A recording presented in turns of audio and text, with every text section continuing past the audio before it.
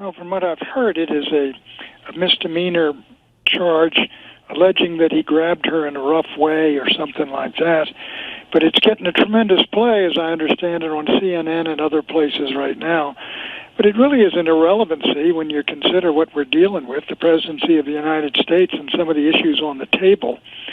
But I think those who are very anti-Trump will seize upon it and elaborate on it, and before it's over, we'll have Jack the Ripper working for his campaign.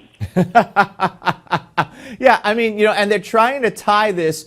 And let's say if he did something illegal, then he should pay the consequences. But they're trying to tie this, to some kind of culture that was created by Trump. It's a culture of violence against women.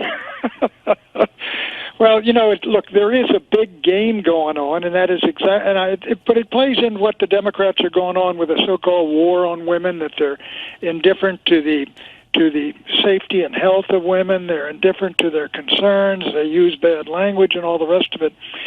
And it's having an effect, no doubt about it. I don't think it's having an effect in the Republican primaries, but the hope is, I think, that if Donald Trump gets the nomination, they can use it effectively when he's running against a woman candidate for president. Although this particular woman, has her own baggage with women accusing her of threatening and intimidating them.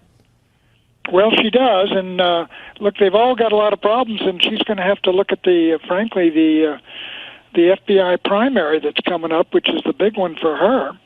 The more you read about it, so this is really. But I'll tell you, the whole thing, all these things are real distractions from a lot of major issues, Steve, in this campaign about the future and the future direction of the country, where we're going on immigration, where we're going on trade, where we're going on foreign policy. Absolutely, you called it the FBI primary. Yeah, I think so. I like that. It's going to be a tough one. Yeah, that might be every delegate. That might be her toughest one. Let me ask you about Ted Cruz. I was just I don't think you've seen it, but I played it earlier, and it's it's amazing that Ted Cruz stood there and was asked point blank by The Guardian, I think, a reporter, have you ever cheated on your wife?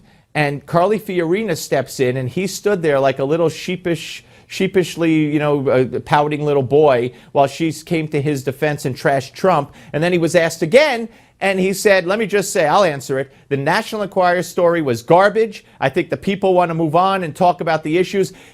Pat, if you were asked it, if I were asked it when I was married, I would say, I absolutely did not cheat on my wife, and I will sue this paper if they don't take it back. Why can't Cruz do that? Well, first, you can't have a lawsuit under New York Times versus Sullivan, which says you got to prove malice or reckless disregard for the truth. And apparently they've got something behind it, I assume, and I don't think a lawsuit would do much for Cruz. But there's no question that this question is going to, given the fact that it's gotten such elevation and such play, this is going to dog him through the primaries, I think, until you get a categorical statement one way or the other. Yeah. Are you surprised that he hasn't denied it? And if it's true, does he do a mea culpa and say, I've sinned kind of thing? Well, that's really up to the guy there, whether I think he might. I think what he's going to try to do, he's going to say, in effect, my marriage is my own business, and what I've said is the charges that are in that newspaper, that magazine, are false and wrong, and we're moving on. And his hope is, of course, he's going to ride this out. Yeah. All right. Let me ask you about Wisconsin. That's a week from today, and that is huge, winner take all, and the polls are very close. What do you think is going to happen there? I think it's a very, very tough test for Trump. The reasons are these. First, you got the governor who's popular, has endorsed Cruz. Scott Walker. Secondly, you got the radio stations out there, the local radio stations, which are very powerful, are really pounding Trump. And third, you've got the attack ads on Trump are really going in there heavy, millions and millions of dollars, simply to bring him down. So I think he's running about even now, I guess, with Cruz. And this is a very rough test for Trump.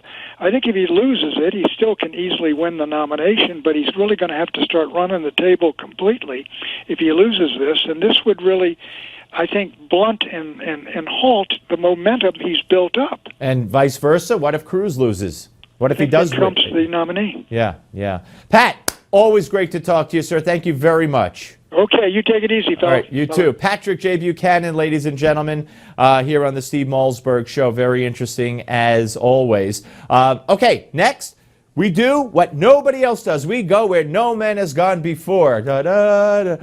It's a little Star Trek there, a little live long and... I can't wait. This day I could do it. Live long and prosper.